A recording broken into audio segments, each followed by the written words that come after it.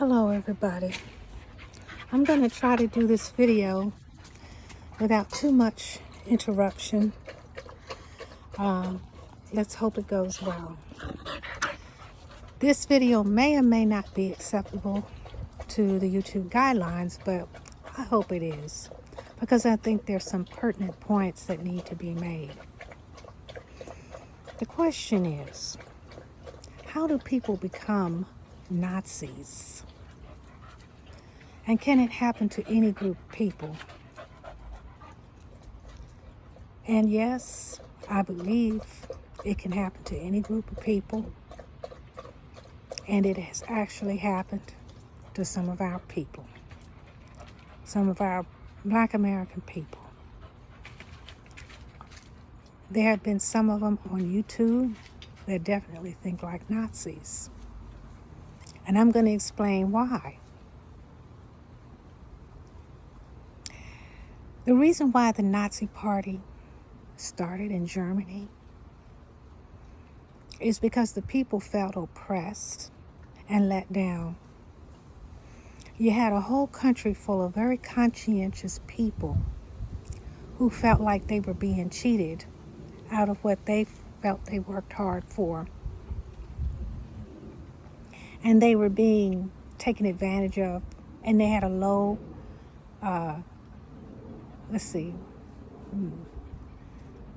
economy. The economy was bad in Germany. The people were disenfranchised. The people were missing jobs, and employment was questionable. And the Germans were a very proud people, and they felt guilty for not being able to be as productive as they foresaw themselves that they should be. So this made them feel guilty and worthless. And along came a person by the name of Hitler, who gave them some kind of hope because of the way he described the situation to them, which was actually his own challenges. But he made those challenges apparent to the German population and projected it onto them. Hitler had his own challenges of not having the talent that he perceived himself to have. He grew up without much money. He felt like he could not compete with the bourgeois or the wealthier people, and he wasn't as accomplished as even different nationalities of people that were within the country, or different religions of people within the country. So this made him very jealous and angry and bitter, and he projected this onto the German people.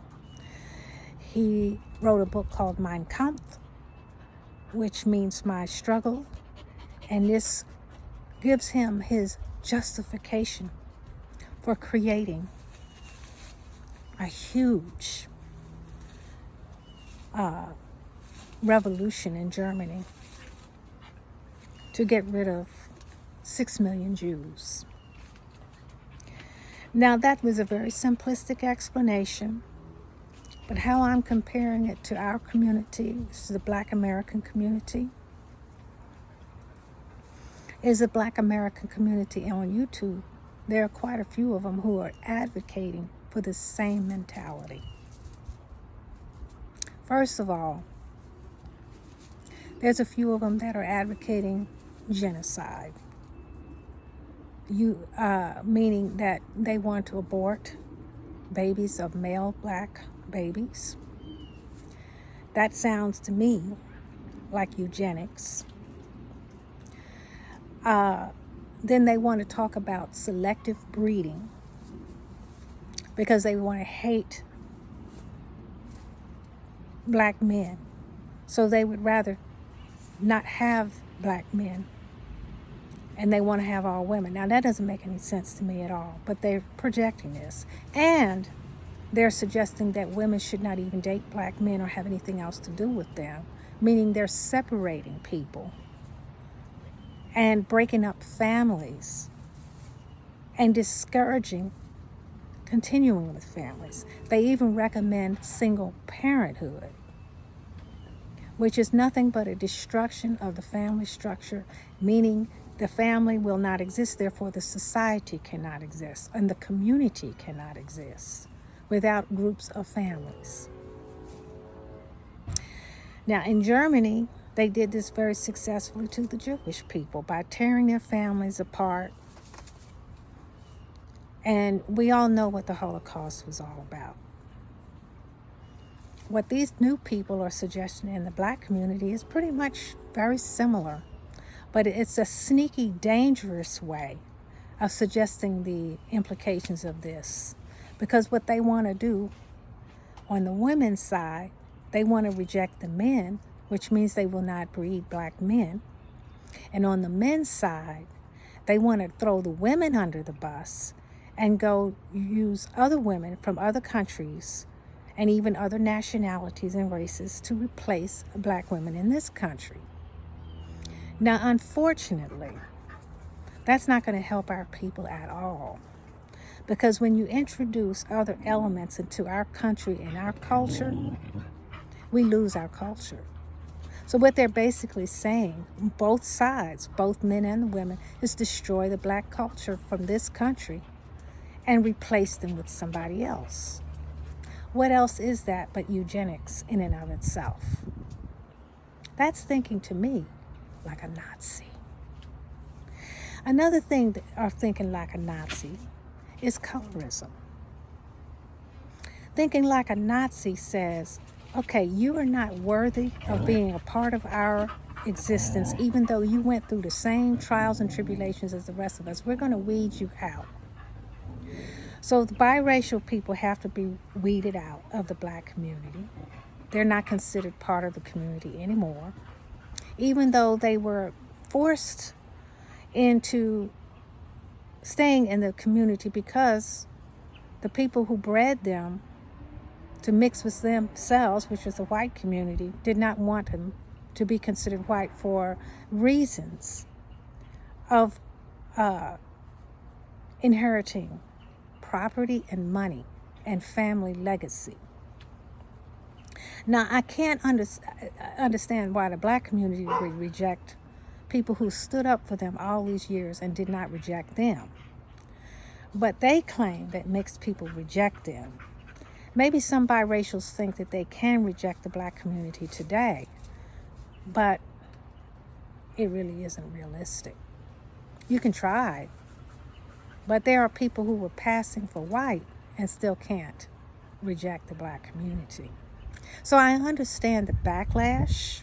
I understand the feelings that there was lack of respect, particularly with women, using biracial women as a replacement for black women who were fully with two black parents. That in and of itself is a cultural concern that I totally understand. And we should never disrespect anyone in the black community for whatever reason, whether it be their racial background, their percentage, or whatever. But weeding everybody out is a problem. Okay, it's not going to help our community anyway. It's a Willie Lynch syndrome. Another concern that suggests that the black community YouTubers are acting like Nazis is suggesting that the LGBT community and the transgender community cannot be included in the black people's cause and concerns.